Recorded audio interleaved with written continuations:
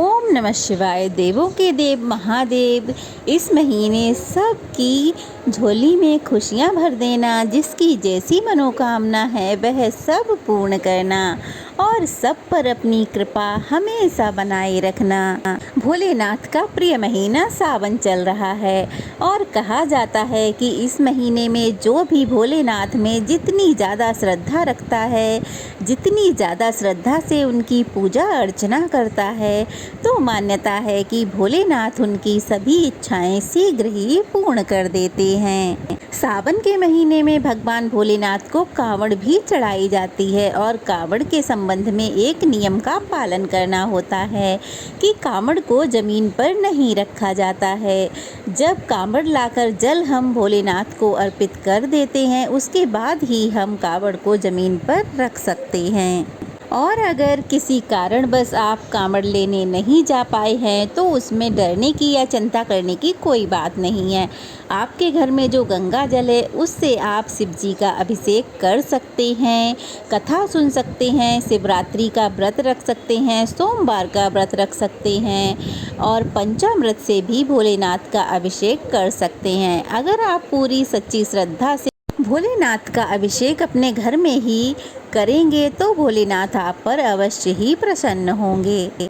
अब लोग कांवड़ लाते हैं, भोलेनाथ पे जल चढ़ाते हैं, लेकिन क्या आपने कभी सोचा है कि यह यात्रा कब से शुरू हुई?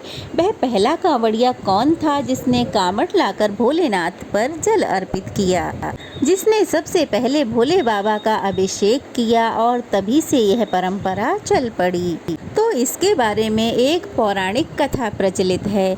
तो कथा शुरू करने से पहले आपसे निवेदन है कि कथा को आप बीच में मत रोकिएगा, क्योंकि कोई भी धार्मिक कथा अगर आप शुरू करते हैं तो उसे आपको पूरा अवश्य ही सुनना चाहिए। और कमेंट बॉक्स में हर हर महादेव भी जरूर लिखिएगा, क्योंकि महादेव का नाम लेने मात्र से सभी की बिगड़ियां बन जाती हैं और खाली झोलियां भर जाती हैं। पौराणिक कथा के अनुसार एक बार राजा सहस्त्रबाहु ऋषि जमदाग्नि के आश्रम में पधारे।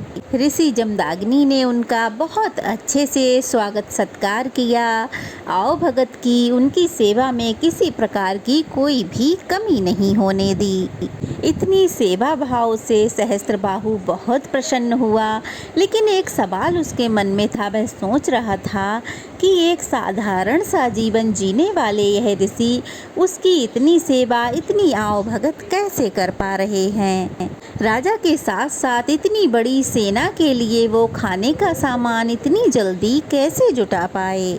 इस बात को सोच सोच कर राजा सहस्त्रबाहु बहुत बेचैन हो रहे थे, तो उन्होंने अपने सैनिकों से इस बात का पता लगाने के लिए कहा।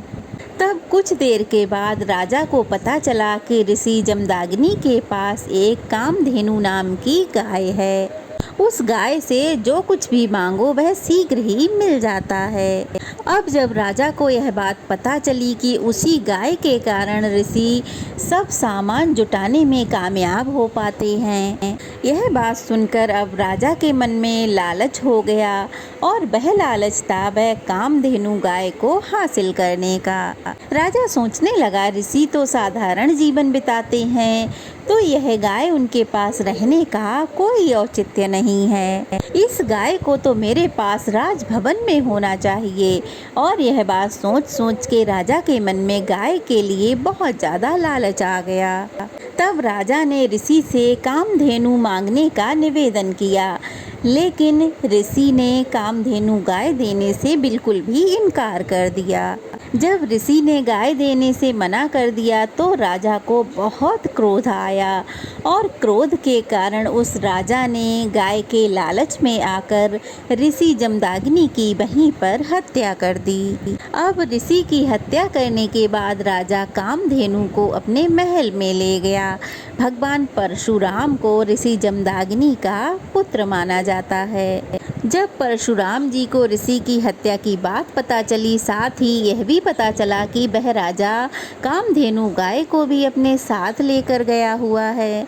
अब ऐसा समाचार सुनकर भगवान परशुराम का क्रोध तो सातवें आसमान पर जा पहुंचा। उनके क्रोध का तो हम सबको पता है। वह क्रोध से भरकर राजा सहस्त्रबाहु के महल में पहुंच गए और क्रोध में भरकर महल में पहुंचकर उन्होंने राजा सहस्त्रबाहु की सहस्त्रों भुजाएं काटकर उसकी हत्या कर डाली। और उसके बाद परशुराम भगवान ने इतनी घोर तपस्या की और उस तपस्या के प्रभाव से उन्होंने अपने पिता ऋषि जमदग्नि को फिर से जीवन दान दिया। जीवित होने के बाद जब ऋषि को पता चला कि उनके पुत्र परशुराम ने राजा की हत्या कर दी है, तो उन्होंने उस हत्या का पश्चाताप करने के लिए भगवान भोलेनाथ का जला अभिषेक करने को परशुराम जी से कहा। अपने पिता की आज्ञा से भगवान परशुराम सहस्त्रों मील जाकर गंगा जल लेकर आए और अपने आश्रम के समीप ही भोलेनाथ की स्थापना की। शिवलिंग की स्थापना करने के बाद परशुराम जी ने शिवलिंग का एक बहुत ही महाअभिषेक किया। शिवजी पर गंगा जल चढ़ाकर उनकी स्तुति की, प्रार्थना की। इस प्रकार माना जाता है कि सबसे पहले परशुराम जी ने ही शिवजी का जला अभिषेक किया था। वह गंगा जल लेकर आए, कांवड़ लेकर आए और शिवजी का जला अभिषेक किया। मान्यता ऐसी है कि तभी से कांवड़ लाने की परंपरा प्रारंभ हो गई और तब से लेकर अब तक कांवड़िए उत्साह में भरकर जाते हैं और गंगा जल लेकर आते हैं और भोलेनाथ का अभिषेक करते हैं। तब से लेकर आज तक हम सब मिलकर इस परंपरा को निभाते आ रहे हैं और भोलेनाथ का अभिषेक करते चले आ रहे हैं। कांवड़ तब से ही प्रारंभ हुई और तब से लेकर अब तक हमारे सनातनी कांवड़ लेकर आते हैं, भोलेनाथ का अभिषेक करते हैं। तो ये थी आज की कथा। कैसी लगी कमेंट बॉक्स में ज़रूर बताइएगा। अच्छी लगी हो तो वीडियो को लाइक करके शेयर करें और अगर नए हैं तो प्लीज़ चैनल को सब्सक्राइब करें। ओम नमः शिवाय। श्री शिवाय नमस्तुभ्यम।